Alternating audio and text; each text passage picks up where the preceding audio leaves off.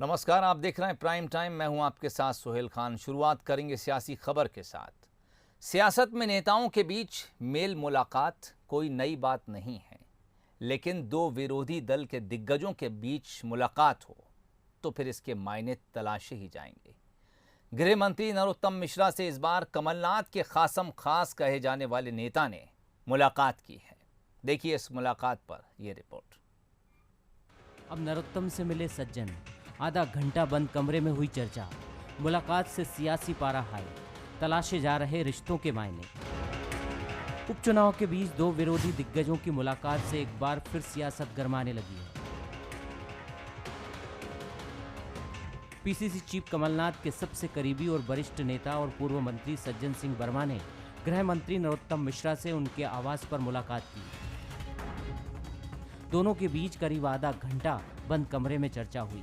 इसके बाद सियासी गलियारों में इस मुलाकात को लेकर भी चर्चा का बाजार जोर पकड़ने लगा है। हालांकि दोनों नेताओं ने इसे सौजन्य भेंट करार दिया। आज बड़ी सौहार्दपूर्ण वातावरण में, और चूँकि श्री नरोत्तम मिश्रा जी हमारे पुराने मित्र हैं और कई चीज़ों से ऊपर उठ के मित्रता भी निभाते हैं, खुद की पार्टी का ध्यान रखते हुए लोगों की मदद भी करते हैं। और अब चूँकि गृह मंत्री हैं तो मेरे क्षेत्र के और अन्य 10 काम हम लोगों के एक दूसरे से पढ़ते हैं। जब मैं मंत्री था पीडब्ल्यूडी के, नरोत्तम भाई हमारे यहाँ आते थे और जो काम उनकी हम आज्ञा मान के करते थे। सर बिल्कुल, आपसे कोई भी मिलने जाता है तो एक दिल्ली, भोपाल से लेकर दिल्ली तक चर्चाएं होती हैं। मित्र बड़े भाई हैं मेरे। इसके पहले एक महीने के भीतर पूर्व नेता प्रतिपक्ष अजय सिंह 3 बार गृह मंत्री से मुलाकात कर चुके हैं। विधानसभा में कांग्रेस के मुख्य सचेतक डॉक्टर गोविंद सिंह ने भी गृह मंत्री से मुलाकात की थी। कांग्रेस विधायक केपी सिंह, पूर्व प्रदेश अध्यक्ष कांतिलाल भूरिया भी उनसे मिलने पहुंचे थे। सवाल उठ रहे हैं कि आखिर कांग्रेस के नेता नरोत्तम मिश्रा से ही क्यों मुलाकात कर रहे हैं। कमलनाथ सरकार गिरने के बाद से प्रदेश में कई समीकरण बदले हैं। अटकलों के बीच कई नेता बीजेपी में भी शामिल हुए हैं। कुछ दिन पहले हमारे नेता, वरिष्ठ नेता राहुल अजय सिंह जी भी उनसे मिले थे। तो चर्चा तो है कि नरोत्तम मिश्रा जी ना तो शिवराज भाजपा में हैं, ना महाराज भाजपा में है, वो नाराज भाजपा में है। तो अगर कहीं उनका मन होता है कांग्रेस तरफ तो उनका हम स्वागत करेंगे। कोई और इतर अर्थ निकालने का कोई कारण नहीं है और कोई तर्क नहीं है। कोई इस प्रकार का, मुझे लगता है कि दूर दूर तक कोई ऐसी संभावना भी नहीं है कि कोई अलग लाइन से विचार किया जाए। बात सीधी सपाट है और मुझे लगता है सहज मुलाकातें, भले ही कामकाज के संबंध में भी मुलाकातें भी क्यों ना हो, अच्छी हैं, होते रहना चाहिए। वैसे गृह मंत्री नरोत्तम मिश्रा कई साल से संसदीय कार्य मंत्री की जिम्मेदारी भी संभालते आ रहे हैं। सरकार में वे संकट मोचक कहे जाते हैं। ऑपरेशन लोटस के बाद जिस तरह से कांग्रेस में विभाजन हुआ, उसके बाद से नरोत्तम मिश्रा की विपक्षी नेताओं से मुलाकात के सियासी मायने तलाशे जाते हैं। सियासत में इसके जो भी मायने हों, लेकिन इन मुलाकातों से ये तो साफ है कि कांग्रेस में भी नरोत्तम मिश्रा खूब पसंद किए जा रहे हैं। सूरज शर्मा, बंसल न्यूज, भोपाल। उपचुनाव में खंडवा चुनावी शक्ति का केंद्र बनता दिखाई दे रहा है। ऐसा इसलिए क्योंकि सोमवार को कमलनाथ के मंच पर निर्दलीय विधायक सुरेंद्र सिंह शेरा भी दिखाई पड़े। इतना ही नहीं, इसी मंच पर अरुण यादव, शेरा और कमलनाथ हंसते हुए भी नजर आए। तो सवाल यही है कि इस एकता के पीछे आखिर मैसेज क्या है। खंडवा बना चुनावी शक्ति केंद्र, एकता की तस्वीर, कमलनाथ का मंच। उपचुनाव में क्या पड़ेगा फर्क, बीजेपी भी है सतर्क। बुरहानपुर में कांग्रेस के मंच पर हुई इस मुलाकात की खूब चर्चा है। कमलनाथ, अरुण यादव और निर्दलीय विधायक सुरेंद्र सिंह शेरा की हंसी देखकर कयास लगाने वाले भी चकराए हुए हैं। अब सियासत चीज ही ऐसी है। वैसे अगर इस तस्वीर पर कोई कविता लिखेगा तो शायद यही कहेगा, पहले थी शिकायतें, अब होठों पर हंसी है। सियासत है भाई, सियासत है, इसकी हर अदा चुनावी है। दरअसल यहाँ शुरू में अरुण यादव को कांग्रेस कैंडिडेट का प्रबल दावेदार माना जा रहा था। इसी बीच सुरेंद्र सिंह शेरा ने भी अपनी पत्नी के लिए टिकट की इच्छा जताई थी।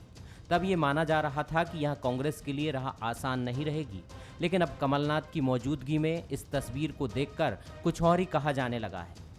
मंच पर भी एकता है और मैदान में भी एकता है। और पूरी कांग्रेस पार्टी का एक एक कार्यकर्ता, एक एक नेता एकजुट है और पूरी शक्ति और क्षमताओं के साथ काम कर रहा है। और उल्टा है, इस बार बिखरी हुई बीजेपी नजर आ रही है, बहुत अंतर्विरोध है, असहमतियां हैं।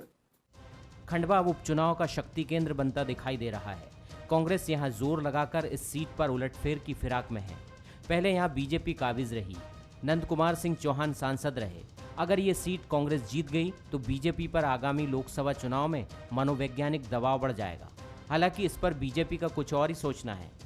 देखिए, कांग्रेस, मैंने कहा ना, डूबता जहाज ही नहीं है, ये कागज की वो कश्ती है जो कभी भी डूब जाएगी। अब तो हालात कांग्रेस का भी बचे हैं, इसलिए चाहे वो इकट्ठे हों चाहे नहीं, हम तो कहते हैं बहुत अच्छी बात है, बिल्कुल इकट्ठे हों। लेकिन जो इकट्ठे होते हैं वो ये कहते हैं कि फसल मैं बोता हूँ, कोई और काट ले जाता है। उपचुनाव में मुकाबला अभी तक 50-50 का रहा है। 3 विधानसभा सीट और 1 लोकसभा सीट खंडवा पर टक्कर है। 2 सीट पृथ्वीपुर और जोबट को कांग्रेस के प्रभाव वाला माना जाता है, तो रेगांव और खंडवा को बीजेपी का गढ़ कहा जाता है। जिस तरह कांग्रेस खंडवा में जोर लगा रही है, ठीक उसी तरह बीजेपी भी पृथ्वीपुर में कोई कसर नहीं छोड़ रही। सवाल ये भी है कि क्या कांग्रेस खंडवा में एकता दिखाकर दूसरी सीटों पर भी मनोवैज्ञानिक बढ़त बनाना चाहती है। खैर जो भी हो, लेकिन जंग तेज हो गई है। कमलनाथ के लोकायुक्त पर दिए बयान पर बीजेपी ने शिकायत दर्ज करा दी है।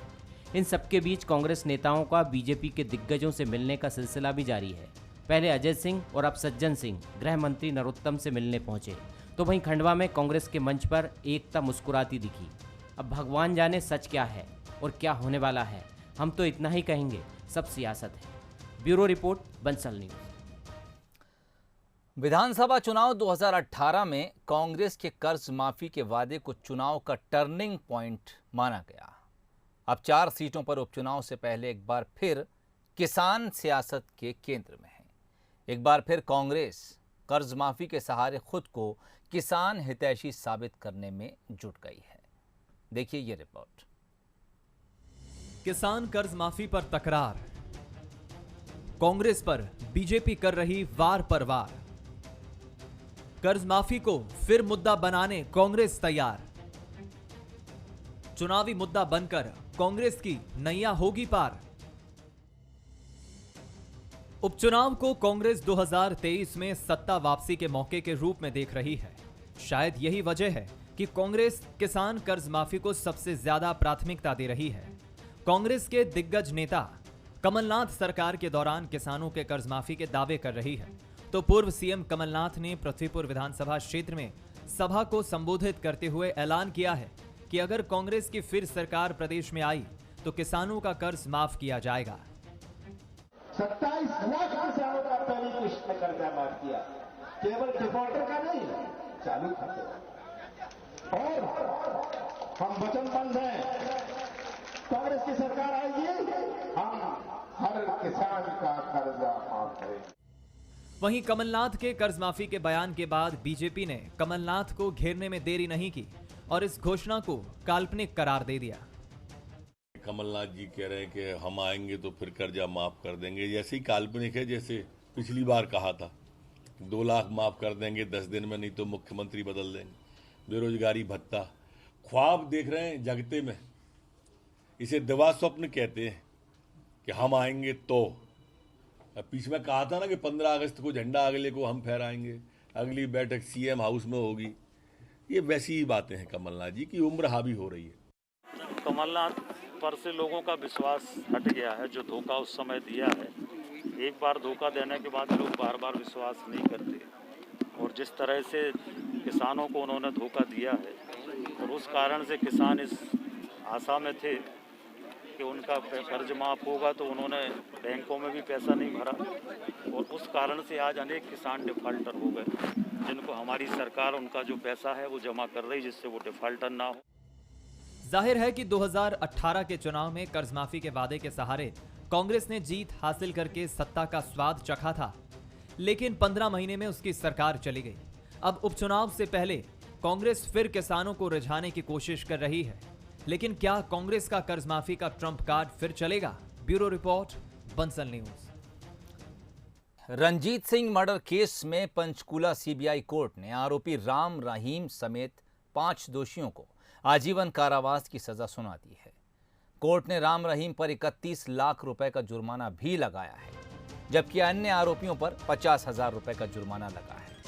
आपको बता दें कि 10 जुलाई 2002 को रंजीत सिंह की हत्या हुई थी। इस मामले में गुरमीत राम रहीम को दोषी पाया गया था। 3 दिसंबर 2003 को सीबीआई ने एफआईआर दर्ज की थी। विशेष अदालत ने 8 अक्टूबर को गुरमीत सिंह सहित 5 लोगों को दोषी करार दिया था और आज जब सजा सुनाई गई तो इन सभी को आजीवन कारावास दिया गया।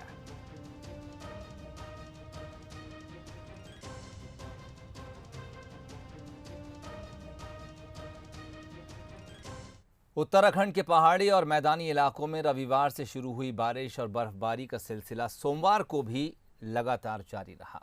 गंगोत्री, धारचूला और चमोली की ऊंची चोटियां बर्फ की सफ़ेद चादर से ढक गई हैं।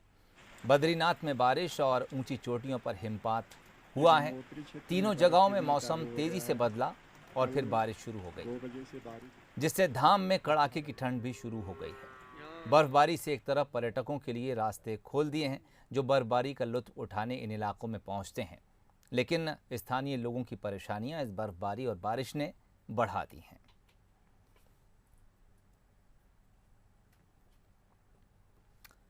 चलिए, बर्फबारी की इन तस्वीरों के साथ ही बुलेटिन में फिलहाल इतना ही। तमाम अपडेट्स के लिए आप जुड़े रहिए बंसल न्यूज़ से। मुझे इजाज़त दीजिए। नमस्कार।